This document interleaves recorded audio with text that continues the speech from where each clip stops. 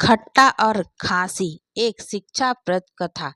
एक धनवान युवक का खांसी बहुत रहती थी। उसने कई उपाय किए, कई दवाई ली, परंतु खांसी जाती ही नहीं थी। जाती भी कैसे? उसे खट्टी वस्तुएं खाने का बड़ा शौक था।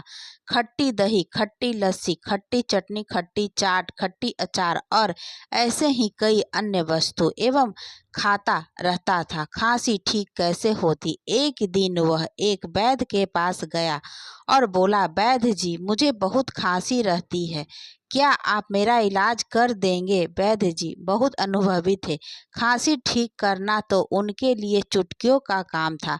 वैद्य जी बोले, तुम बैठो, मैं अभी दवाई लिए देता हूँ। लेकिन यदि वैद्य की अनुभवी थे तो वह मरीज भी कोई कम अनुभवी नहीं था।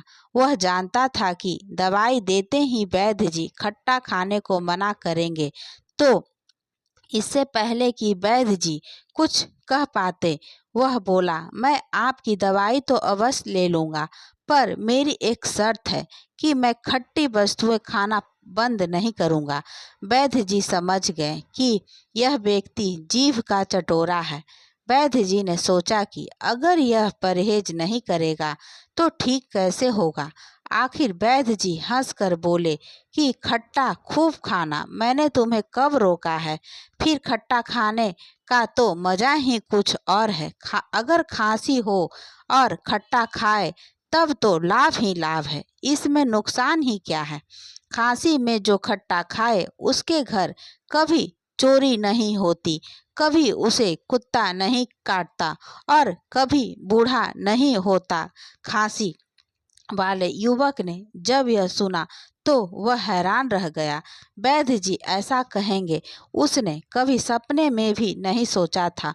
वह बोला, यह तो आपने बहुत अच्छी बात कही, पर मैं समझ नहीं पाया, आप जरा विस्तार से समझाइए। वैद्य जी बोले, यदि तुम्हें खांसी है और ऊपर से खट्टा खाने की लत है तो जल्दी ही तुम्हें कुत्ता खांसी हो जाएगी।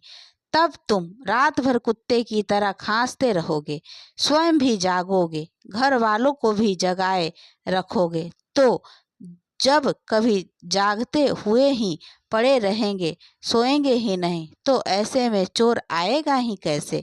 और यूं लगातार खांसते खांसते जब तुम्हारा शरीर बहुत अधिक कमजोर हो जाएगा, हाथ पांव कांपने लगेंगे, तब तुमसे बिना लाठी के चला ही नहीं जाएगा।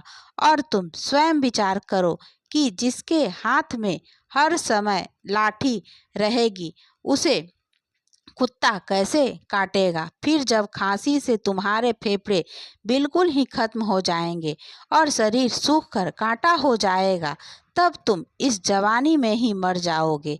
तब तुम्हारे लिए बुढ़ापा आएगा ही कैसे।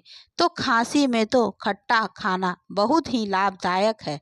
यह सब सुनकर वह युवक रोने लगा। वैद्य जी ने बड़े ही प्रेम से उसके सिर पर हाथ फिराया आया और कहा, मेरे प्यारे बेटे, मेरी बात मानो तो जिद छोड़ दो। तुम ही कुछ ही दिनों की बात है। जब तक खांसी पूरी तरह से ठीक ना हो जाए तब तक पूर्ण परहेज करना ही चाहिए।